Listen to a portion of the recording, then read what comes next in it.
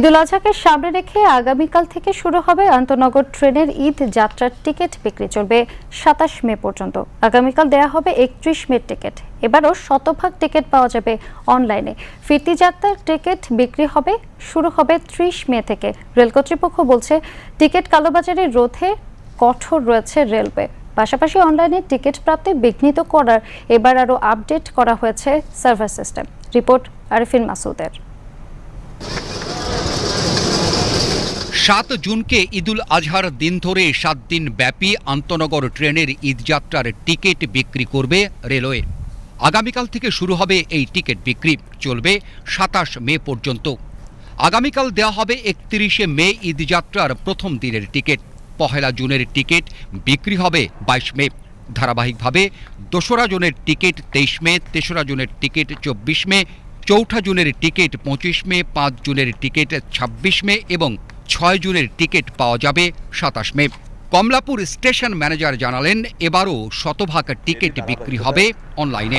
আগামীকাল অর্থাৎ ২১ মে থেকে অগ্রিম টিকিট প্রদান করা শুরু হবে। আগামীকালকে ৩১ মে তারিখের টিকিট প্রদান করা হবে। ধারাবাহিকভাবে আমরা ২৭ তারিখ পর্যন্ত ঈদের অগ্রিম টিকিট প্রদান করব।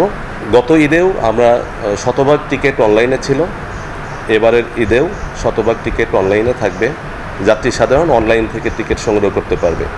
সকাল ৮টা থেকে শুরু হবে রেলওয়ের পশ্চিমাঞ্চলের টিকিট বিক্রি, আর পূর্বাঞ্চলের টিকিট পাওয়া যাবে দুপুর ২টা থেকে। টিকিট কালোবাজারি রোধে এবারও কঠোর রেল কর্তৃপক্ষ। পাশাপাশি অনলাইনে টিকিট প্রাপ্তি নির্বিঘ্ন করতে এবার সার্ভার আরও আপডেট করা হয়েছে বলেও জানান কমলাপুর স্টেশন ম্যানেজার। আমরা যাত্রী অভিযোগ পেয়েছিলাম।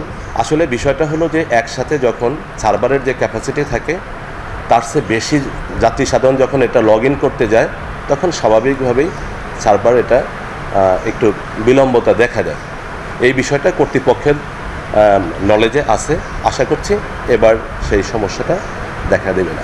তিনি বলেন, ঈদুল ফিতরের মতো ঈদুল আজহায়ও ঘরমুখ মানুষদের ভোগান্তিহীন যাত্রা নিশ্চিত করতে চায় রেলওয়ে। এবারের প্রস্তুতি আমাদের যথেষ্ট ভালো আছে। আমরা আশা করছি গতবারের ন্যায় এবারেও যাত্রী সন্তুষ্টির সাথে আমরা সেবা দিতে পারব। Arifin Masud, BTV news, Dhaka.